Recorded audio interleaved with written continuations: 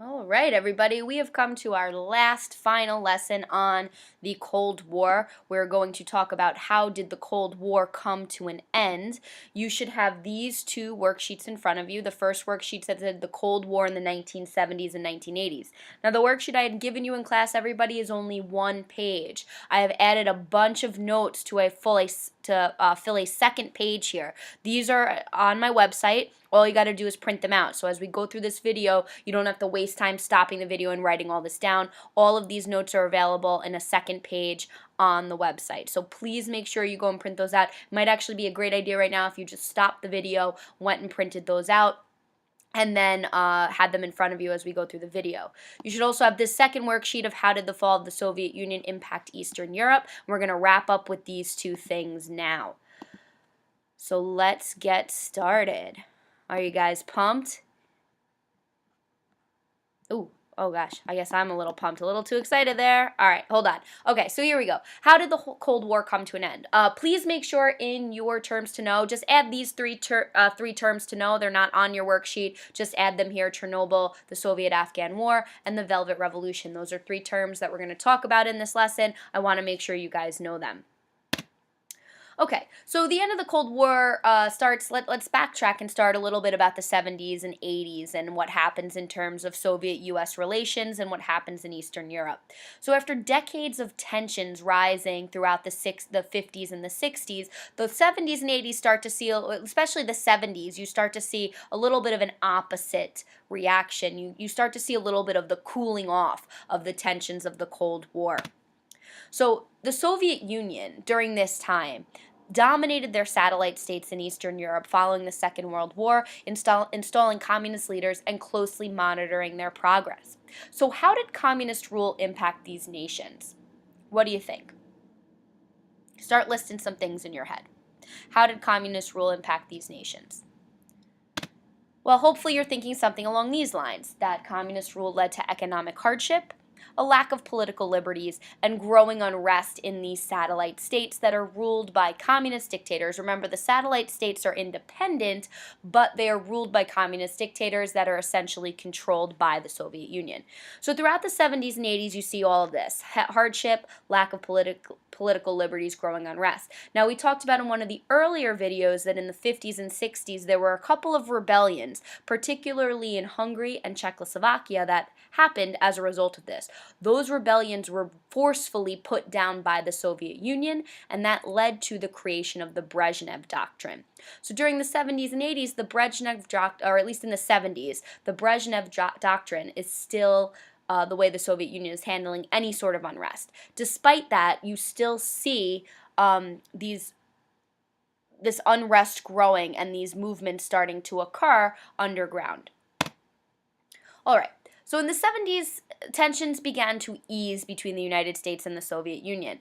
This is a period known as détente. Détente, which you can go ahead and fill in your worksheet, is a policy of the easing of tensions and reducing hostility between the Soviet Union and the United States. So the 1970s is after the decades of being on the brink of nuclear war, after tensions increasing to the point where any sort of bad move could have led to a nuclear fallout between these two nations. The 70s, you start to see them pull back from that. Now, elements of détente included cooperation in environmental research, space explorations, health research, and cultural diffusion between the countries. President Nixon visited the USSR and China in 1972 as part of this public persona and putting it out there that the tensions were easing between the two nations. Now, even though tensions were easing, there were still other issues underneath the surface. Before we get to that, another part of détente were these so-called SALT agreements, SALT I and SALT II. SALT stands for the Strategic Arms Limitations Talks, and in 1972 and 1979, there were two agreements signed that agreed to limit the amount of nuclear weapons. So by the time we get to the 1980s, though, these agreements kind of deteriorate. So as I was saying before, I got a little ahead of myself, but I was talking before about despite this cooling off of tensions, despite these agreements to limit the amount of nuclear weapons, there's still a lot of distrust between the Soviet Union and between the United States. So in the 1980s, particularly when Ronald Reagan is elected president of the United States, these ideas of limiting nuclear weapons kind of decrease, and the United States begins to build up their weapons again.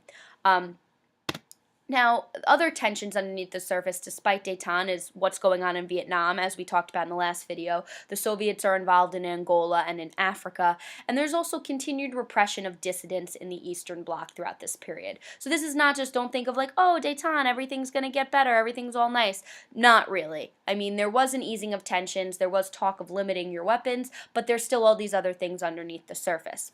So that brings us now into the 1980s and how the Cold War does end and how these tensions actually finally disappear. A lot of the explanation for the end of the Cold War and the end of the Soviet Union comes from the policies of Mikhail Gorbachev, who took control of the Soviet Union in 1985. That's right, he's the famous of Mr. Gorbachev, tear down this wall. Hopefully you guys have heard that quote before and you know what I'm talking about, and it's not just me being a weirdo. This is who Ronald Reagan was talking about, demanding to tear down the Berlin Wall, which we will get to. So Mikhail Gorbachev takes control of the Soviet Union in 1985. When Gorbachev comes to power, there are some significant problems facing the Soviet Union. These policies include, which you can go ahead here and fill them on your worksheet, a stagnant economy. This is the biggest problem facing the Soviet Union in the 1980s, is that a communist-style economy was not keeping up with the modern world, especially their access to consumer goods. You should remember that a communist government is basically a command economy, which focuses more on industrial production, not on production of consumer goods. Now, years after years of this, plus oppression and all of that, led to a limited access for people to consumers' goods. The consumer goods that were out there they'd have to stand on long lines for them, they'd have to pay crazy amounts of money for them, and this led to a flourishing black market where everything was being sold illegally on a black market, which was hard to control. So that's the biggest problem facing Gorbachev. Now, in addition, because of those issues, there's a lot of cynicism about the Communist Party, a lot of negative thoughts that communism can actually survive and flourish in a modern world. And then on top of that, you also have a very unsuccessful war going on in Afghanistan that had started in 1979. So let's talk about Afghanistan first before we get to everything else. These notes are included on the extra back second page of notes that I said in the beginning of the video to go ahead and download. So you can look at the notes there. So let's talk about this Afghan-Soviet war.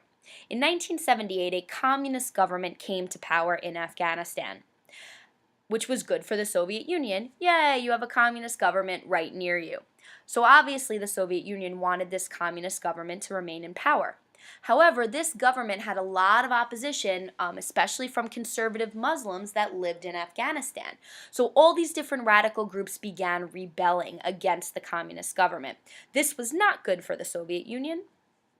So the Soviet Union stepped in to keep the communist government in power. They invaded Afghanistan in 1979 with the goal of keeping that communist government in power. The war is going to last a decade. If you guys think about what happened when the United States fought in Afghanistan after we invaded Afghanistan in 2003, and how basically it was a decade-long struggle that was very unpopular, that cost a lot of money, cost a lot of American lives, basically that's the same thing that happens in the Soviet-Afghanistan war, except way worse for the Soviet Union. This was a terrible, awful, bad conflict for them. They are not able to stop these radical different groups. They're basically, the war costs lots of money, drains their economy, an economy that was already stagnant and suffering. This war makes it worse. So this war, the Soviet-Afghan war, is important for two reasons. Number one, what we just discussed with the impact it had on the Soviet Union. But the other reason why it is so important is this last bullet here, that during the war, the United States supported Islamic radicals. So for the United States, following that policy of containment, what was positive and what worked for them was to support these radical groups, even though a lot of them were fundamentalist Islamic radicals. But the United States wanted to prevent the communist government from succeeding.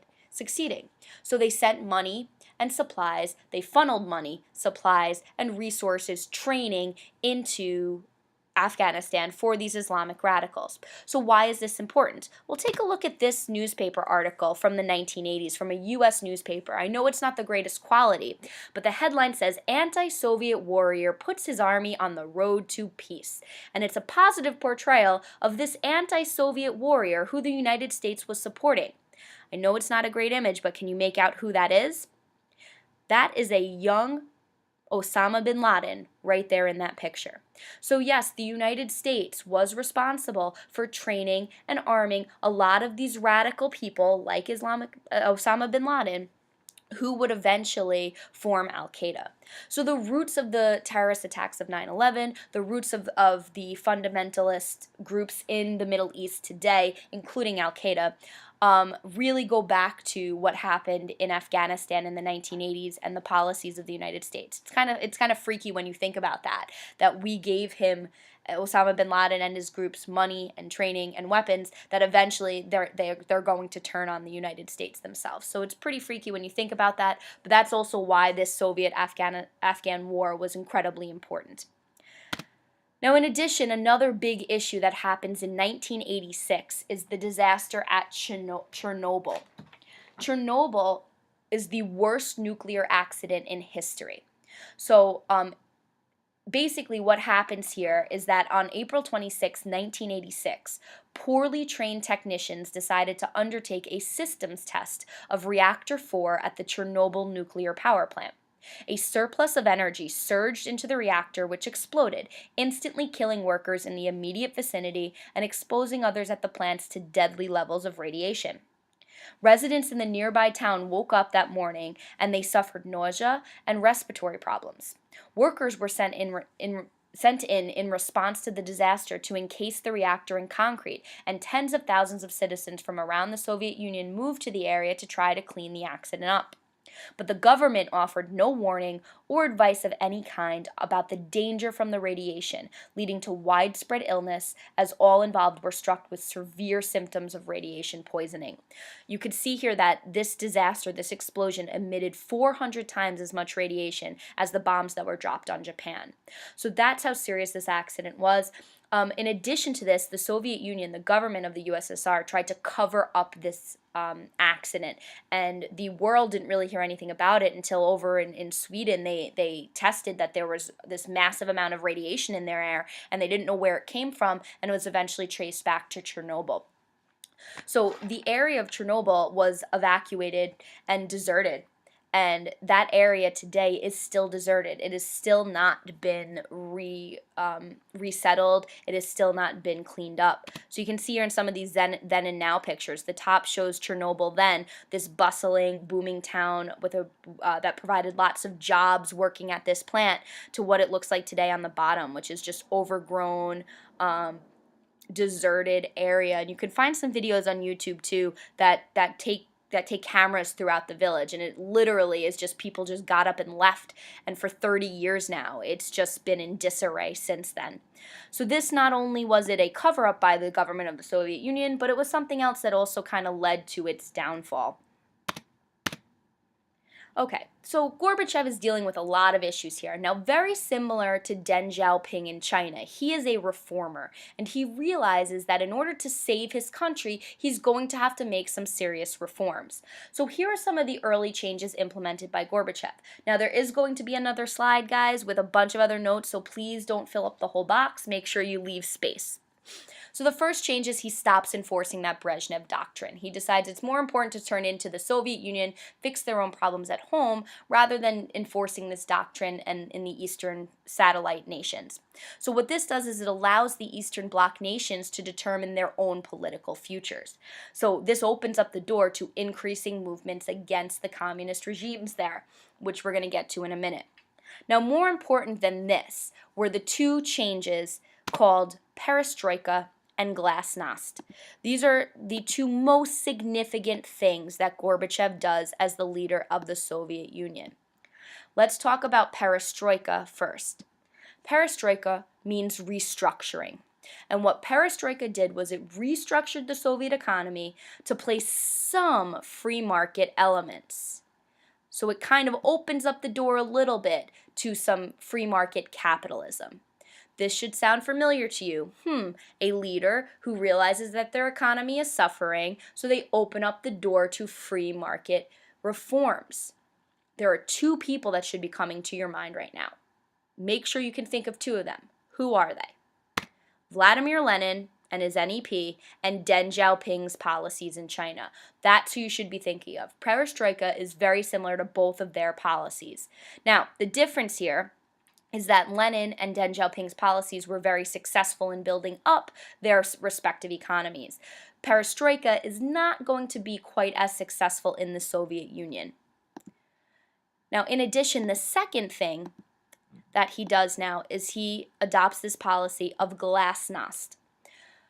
Glasnost means openness, and what this was to allow more freedoms in the Soviet Union, more freedoms of press, of speech, the censorship is relaxed.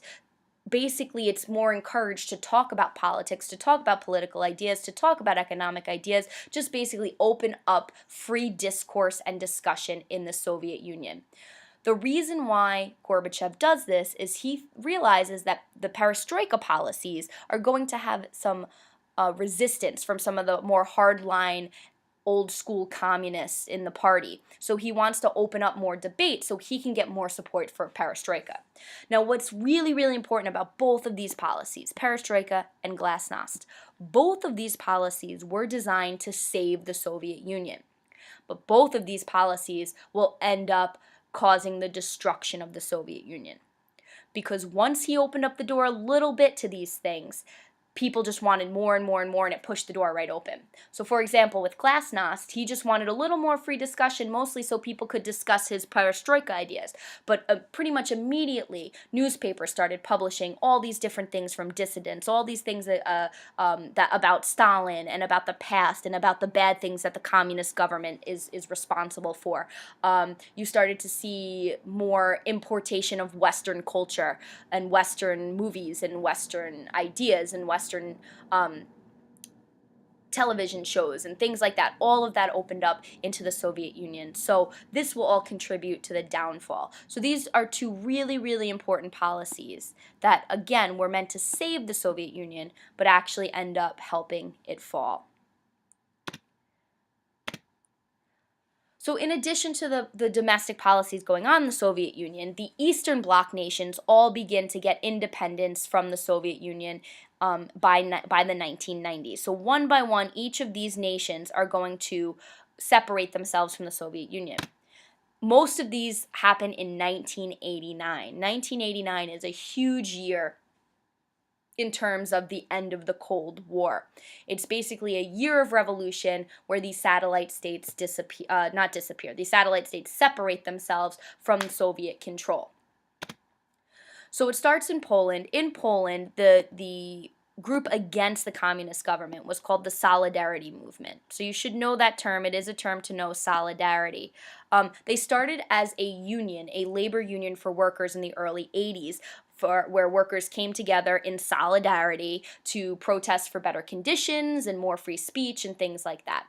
The party is outlawed in the early 1980s, but they continued to work underground, and they continued throughout the 1980s to put pressure on the crumbling Communist Party. By 1989, the party is legalized. They forced the government to hold free elections. In these free elections, Lech Walesa, the leader of the Solidarity Party, is elected president. He is the first non-communist president. He breaks down the communist rule in Poland. So that's largely done without any violence or rebellion or anything like that. It's pretty much a peaceful end to communism in Poland.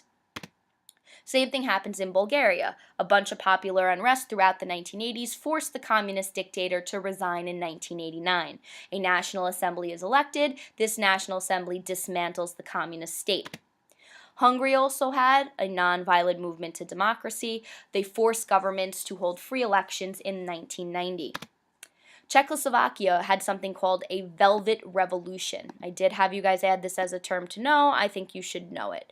The Velvet Revolution, it's called that because there's very little violence. It just involved these massive demonstrations, as you can see in this picture, but little violence and little fighting. Power shifted away from the communists by the end of the 1980s, and in the 1990s, they separated themselves from communist rule. However, there were groups within Czechoslovakia that disagreed on when the economy should shift to a market economy, and this, in addition to some ethnic tensions in this area, caused Czechoslovakia to split into two countries in 1993. So today we don't have a country of Czechoslovakia, we have a Czech Republic and a Slovakia as two separate countries. Romania is the one exception to this rule of non-violence, is that there was actually a ton of violence that accompanied the shift to democracy in Romania. That the communist dictator refused to recognize the need for reform. He had his secret police savagely repress all these demonstrations. You can see in this picture here some of the violence that occurred. Eventually, though, the dissidents and are successful over the dictator. On Christmas Day of 1989, the communist dictator and his wife are killed, are executed, and a more democratic government comes into Romania. Also in 1989, you saw the fall of the Berlin Wall. This is very significant. As we had said in an earlier video, the Berlin Wall was a physical symbol of the separation between communism and capitalism in the Cold War. And it caused the deaths of many people trying to cross it. And for many years, it was this formidable barrier between East and West. Well, in 1989, the wall came down. Why does the wall come down? Well, East German citizens began escaping to West Germany through Hungary and Czechoslovakia. So once Hungary and Czechoslovakia had their rebellions, people in East Germany just started leaving through the borders and getting to the West. Eventually, just the hemorrhaging of people became too much for the government of East Germany to stop, and they opened up the Berlin Wall to intra-German traffic. At that point, thousands of people just came to the wall. Like literally, when we say the Berlin Wall came down, it wasn't like the government made a decision to let's take down the wall. There was just a day where it opened up to traffic, and thousands of people just came to the wall and just tore it down. And the government was basically like, we can't do anything about this, so let's just keep going. Let's just let them do it. And people came with hammers and chisels and all of that to tear down the wall. By 1990, Germany is united again. Now, the fall of the Berlin Wall took place over the course of a couple days. As I said to you before, people just came in, took it down. You saw news coverage of it 24 hours. You also saw some performances on the Berlin Wall, like this one.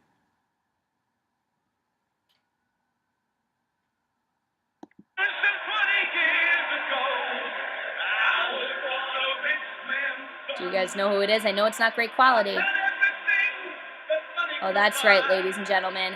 That is the Hoff, David Hasselhoff, and his sparkly happy jacket celebrating and singing about freedom on top of the Berlin Wall. So you can see all these people around them celebrating David Hasselhoff. I don't know why Germans, they love David Hasselhoff for some reason. So this was like a huge moment here. But I do want to show you guys something, is that he's up there, he's singing, and if we just fast forward here to right about here, just watch when David Hasselhoff kind of bends over a little bit. He's singing, he's performing, and he's over. And did you guys see it? Did you see what just happened? Let's just go back 1 second. All right, he's singing about freedom, he's moving, he's leaning over, and bam, that firework comes right where his head was. One more time, everybody. Just watch again. David Hasselhoff almost lost his life singing on the Berlin Wall in 1989. What? Oh my God. Watch. And there. Oh my God, it's crazy. I don't know. It's just, that is nuts. So if the fall of the Berlin Wall wasn't significant enough, David Hasselhoff was almost killed by a rogue firework during this whole process. Imagine how mind-blowing that would have been. But anyway, no, that, guys, is like a legit actual footage. I don't know why it's not more talked about, but yeah, he almost got hit by a rogue firework singing on the Berlin Wall. All right. But anyway, the importance here, as I joke around about it, the importance is not David Hasselhoff singing on the wall, but more of the fact that the Berlin Wall came down and that by 1990, Germany is now united once again. This will all lead to the eventual collapse of the Soviet Union in 1991, as each of the satellite states left, and then these other republics in the Soviet Union all declared their independence also.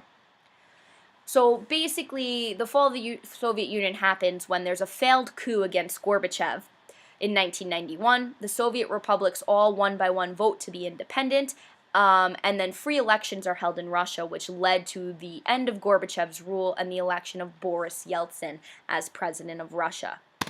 Now, the collapse of the Soviet Union marks the end of the Cold War. So once the Soviet Union is gone, the Cold War is over. So we have a couple more things to wrap up here in the video. Most importantly, of how did the fall of the Soviet Union impact Eastern Europe in recent years? Okay, so you have to remember here that Russia had a long history of ruling over a diverse population of people. So in the Soviet Union, all these areas here, there were more than 100 different ethnic groups. Now this website here, brings us to a nice website that kind of shows you how one by one the fall of communism happened.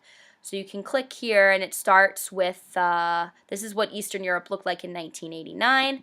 Then you have Poland and Hungary being the first in the Eastern Bloc to remove the communists from power. You also have then revolutions in Czechoslovakia and Romania, the Velvet Revolution and Romania's bloody revolution. With that, you also saw then the collapse of the Berlin Wall, the resignation of the East German Politburo, and the free multi-party elections. Then you saw Yugoslavia, which we'll talk about in a minute, Albania, Bulgaria, and then finally, one by one, these other nations that all elect to have their independence, okay? So I'm going to post the link to this website in the assignment also, so you can actually go through it and you can read a little bit, get a little bit more detail on how each of these places left the Soviet Union or got their independence. Okay, so now let's shift, guys. You should be looking at the second and last worksheet of this series of worksheets here about the one that says on the top, how did the fall of the Soviet Union impact Eastern Europe? So as Eastern Europe gained freedom from Soviet control, various nationalities in the Soviet Union began to call for their own freedom. More than 100 ethnic groups lived in the Soviet Union. The Russians were the largest, most powerful group, and their leader, the president Boris Yeltsin, faced many new challenges. So now, in addition to perestroika and glasnost, Gorbachev also introduced a policy of demokratizatsiya in an attempt to make changes by allowing citizens more access to the government. In the Soviet Union, elections had traditionally served to maintain authoritarian rule. Most elections had only one candidate. In 1989, for the first time in Soviet history, citizens were able to choose from ballots containing several candidates, including non-communists. Demokratizatsiya, like Gorbachev's other two reforms, eventually led to a weakening of his own power. In 1991, Boris Yeltsin was elected from a list of 4 candidates to become the first president to Russia. Okay, so that kind of summarizes the fall of the Soviet Union, then leads to Boris Yeltsin becoming the first president of Russia. Now, as I kind of mentioned before, Gorbachev's perestroika did not actually help the economy grow the way it did in China or it did with Lenin's new economic plan. So Yeltsin had to reform the Russian economy, and he adopted a bold plan known as shock therapy, and which was an abrupt shift to free market economics. So it's not like perestroika or the NEP where it's just a little bit in there. It's like, bam, basically we're going to free market economics overnight. So to eliminate government involvement in the economy, Yeltsin lowered trade barriers, removed price controls, and ended subsidies in state-owned industries. So I mean, just think about like the idea of like doing something when you quit something cold turkey or when you abruptly change something overnight. It doesn't work, at least right away. There's a lot of issues right away to it. Trying to just completely alter something, do a 360 in something, leads to a lot of issues. And that's what happens with the Russian economy. So you can read here the document, A Primary Account of the Yeltsin Era. So read over this and then you tell me, was Yeltsin's policies or were Yeltsin's policies successful? So were Yeltsin's policies successful? No, the answer should be no here. So in your notes, you can add these in here, that the rapid switch to capitalism caused problems, high prices. There's about an 800% inflation going on. The former government-controlled factories shut down or cut production, which led to high, massive unemployment. So basically, in the 1990s, Russia is struggling economically. And that now brings us to the age of Vladimir Putin. So you can take a look at this cartoon here, and what can we learn about Vladimir Putin based on this cartoon?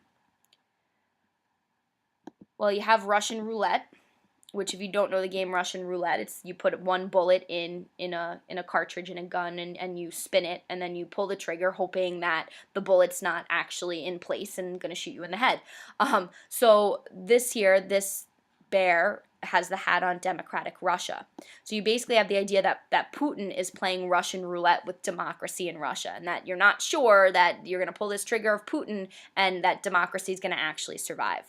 So that kind of sums up Putin's policies here. So in 1999, Yeltsin resigned and Putin is elected president in 2000. He strengthens the executive branch, he cracks down on free press, he limits opposition candidates, and he moves towards autocratic rule, which is still occurring in Russia.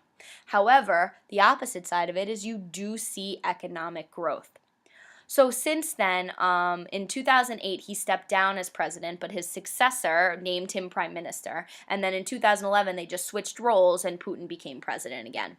So you can see that this he was Person of the Year a few years ago for Time magazine, and they call him here the Tsar of the New Russia. So that kind of summarizes right there what Putin's all about. But that brings us to the modern world in Russia, everybody. So yay, congratulations. You have learned the entire history of Russia. I mean, at least, a general basic overview surface of Russia, but you pretty much have learned all the significant stuff about Russia. But we do have one more thing to finish talking about before you're finished, and that's the events that take place in Yugoslavia. So you flip to the last page of the last worksheet. Now, Yugoslavia, if you recall, was created by the Treaty of Versailles after World War I. And it was created as part of that self-determination push by President Woodrow Wilson to give areas their own ethnic rule and autonomy. So this area here is what Yugoslavia, the country of Yugoslavia. The issue here is that the country that was made of Yugoslavia had a lot of different ethnicities. So ethnic conflict also plagued Yugoslavia.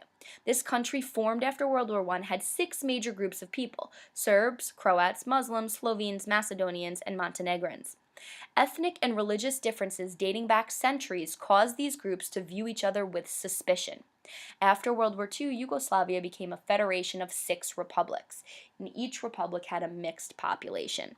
So you can see here that these different republics, all under one rule, had a lot of different ethnicities living there, and that's going to cause a lot of ethnic tensions that will eventually erupt into civil war in the 1990s and ethnic cleansing. So Joseph Tito becomes the ruler of Yugoslavia. During World War II, he led resistance against Hitler because Hitler did occupy these areas during the Second World War. Tito was the leader of the opposition. After the war, he became the leader of Yugoslavia, and he implemented communist rule. But I had said in one of the earlier videos that Yugoslavia is a little bit different than the other Eastern Bloc nations. Even though Tito was a communist, he and Stalin did not get along. So he is the only area in Eastern Europe that successfully stands up to the Soviet Union and prevents domination by Stalin. So Tito is a dictator, a harsh dictator. So during the time that Tito is in charge of Yugoslavia, the ethnic tensions are kind of put aside because it's just basically his way or the highway. Ethnic tensions don't matter. But in 1980, Tito dies, and this ethnic sentiment then begins to boil over, and civil war in Yugoslavia erupts. Now, you stop the video right here, and there's a couple of paragraphs in your worksheet about the civil war in Yugoslavia. Just read through those paragraphs, and in the box, make a couple of notes about the important information that you feel is important about the civil war in Yugoslavia. So stop here and do that. Now, Also, make sure you make a note of who Slobodan Milosevic was. Slobodan Milosevic was the leader of Yugoslavia during the Civil War, and he is largely responsible for the ethnic cleansing of the Muslims and Croats in Bosnia. So you should have read this already, but basically, Bosnia wanted independence from Yugoslavia. The Serbs in Bosnia opposed it, and they begin to basically launch this policy of ethnic cleansing.